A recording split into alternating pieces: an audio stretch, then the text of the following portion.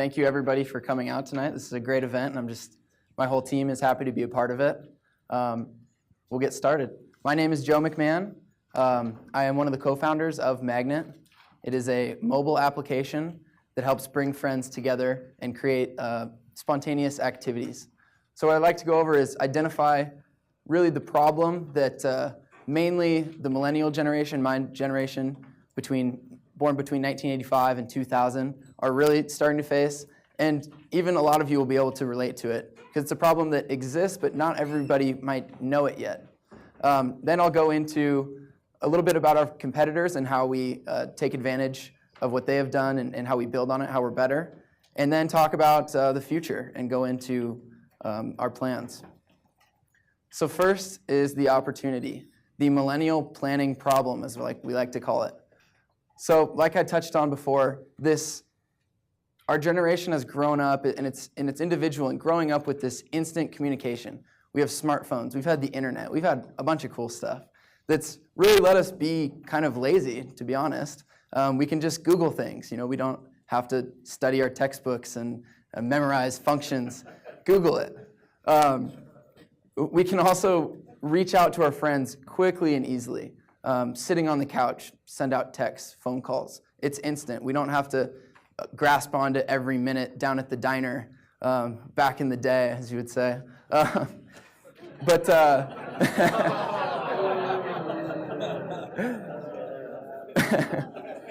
Anyway, these phones have really brought us to forget how to plan as a generation and wait till the last minute and send out texts. And current social networks aren't doing a great job to solve this problem and haven't really identified it. As you can see, we have a bunch of pictures up here from myself and my fellow co-founder Cole's Facebooks. So these are real people searching for an avenue to help them find friends to do things that are available, or looking for friends that are already doing something that they want to be a part of. Right down here, Heather, who wants to go for a hike? Sierra, what's everybody doing tonight? Logan, Microbrew Monday at Pepper's Bar and Grill, anyone?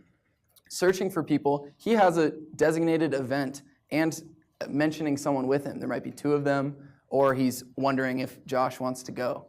But this doesn't get to the problem of knowing who is available. It doesn't solve that first gap of that blind reach out to the shotgun approach to all of your friends. We think we need to target it down a little bit, and that's where we come with Magnet. So Magnet's got one goal: to simplify the planning process for the millennials so that we actually do plan things and we can get out of the house and we can go mountain biking and do anything we want. So we do that in three main ways. One is facilitate spontaneity. So when you enter the app, it is very quick to, on the home screen, just whenever you become available, simply slide the availability slider bar over for how many hours you're available for. This is important because as college students, we're juggling school, we're juggling work, and our whole group of friends, it's exactly the same. Trying to put things down on a calendar is impossible. So our schedules are always changing. And this really reflects that you get out of class early, a class is canceled. You get off work early, you don't go to work. Slide the availability bar and find some friends to meet up with. Second, provides a view of the future. So this is big, again, with these changing schedules, that if you are at work and you get off in 3 hours, you can find someone or a group of people then and figure out what you want to do 3 hours from now, and then go do it as soon as you get off work. You get off work, now you send out the text messages, now you call, now you check Facebook and hope something happens. This really hammers it down. And the third is the biggest part, and which is the conversational planning process. When you think about before all this technology, how would you plan something? You'd talk about it face to face. You'd put it down for a Friday. Someone might have an idea. The rest of the group might come up with a different idea, and you can talk about it and collaborate and really figure out what it is you want to do. So being able to join together into groups, as you can see, as Tim has 4 friends available there, it lets you plan this process together and not just a Facebook invitation or a Facebook event where you send out invitations. It's really static, and you can't really change that event. It's either you want to go to it or you don't. Either you're available to go to it or you're not. So again, the availability slider is key in the usability and the user experience. We want this to be quick and easy because we know we don't really like doing tiresome things. We're used to having technology at our fingertips. So with the easy slide, you can make yourself available whenever, on the go. And to schedule future availability, you can simply grab the back end of the slider and move it forward in time. So you'd set your 3-hour block, and then you could move it forward 3 hours. So in 3 hours, you're available for 3 hours. Let your friends see that, and they can join together and then plan together. Again, here's inside the Tim's event. Could be anything, talking about hiking. And now we have an area for this conversational plan. And this plan can change easily with what the group mentions. If Cole says it's going to snow, you can easily change where you're going to go with this activity. Also, group text messages are similar to this, but a couple of differences. One is that they're permanent and are very,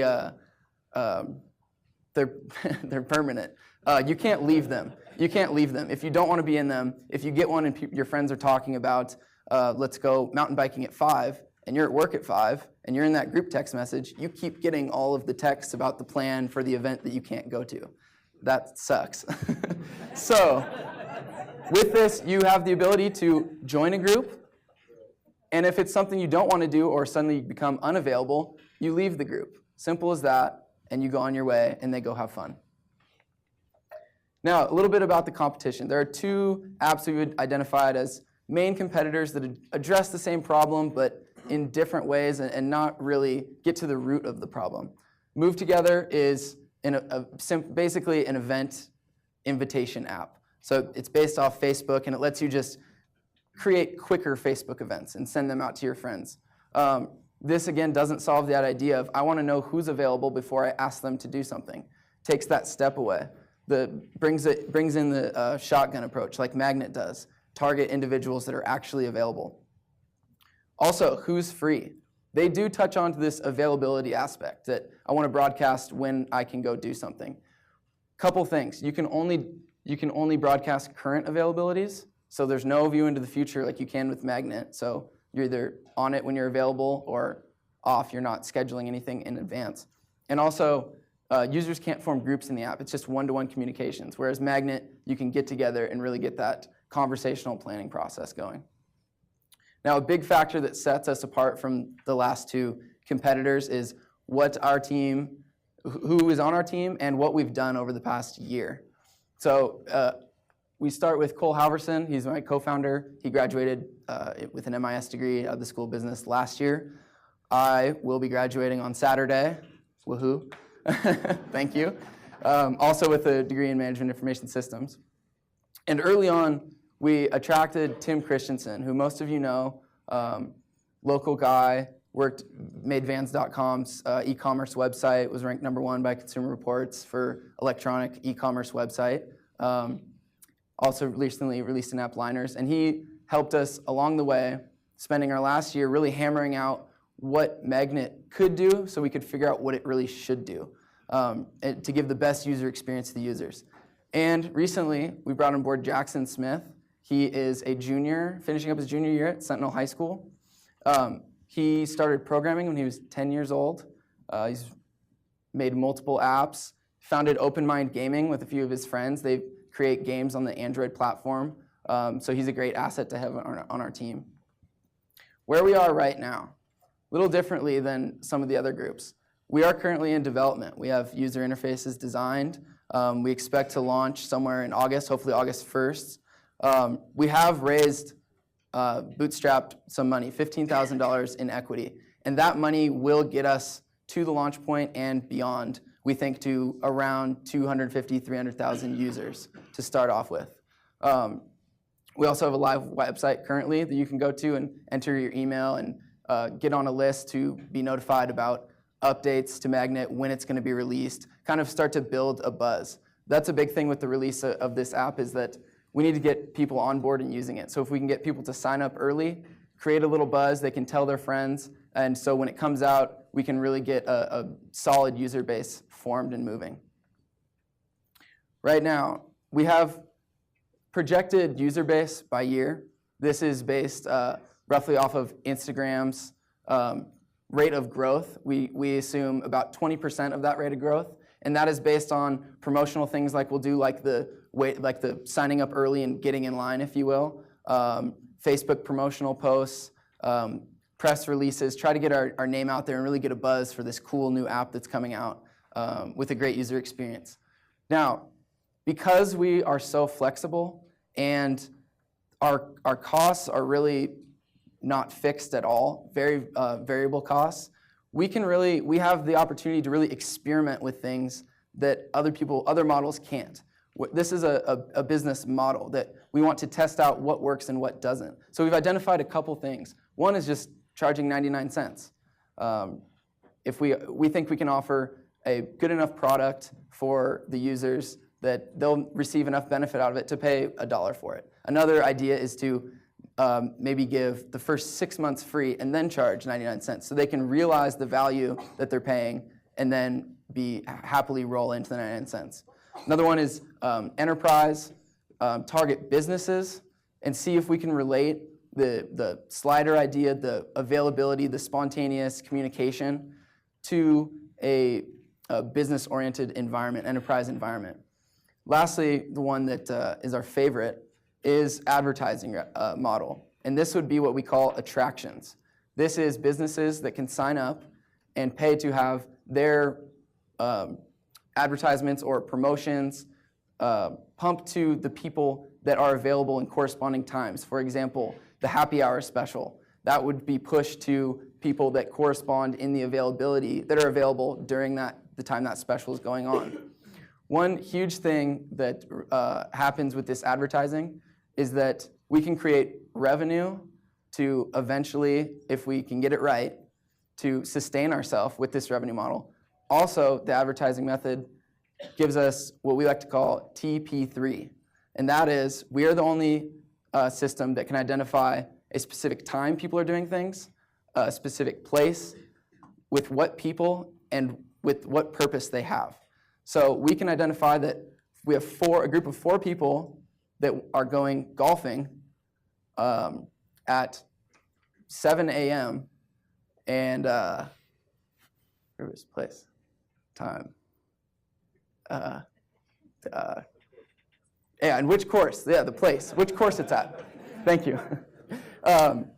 So if there are 2 golf courses that get pushed to these 4 members, we can identify which golf course they chose when they joined in with that attraction. So we know we can offer businesses that why a group chose a certain group over another group.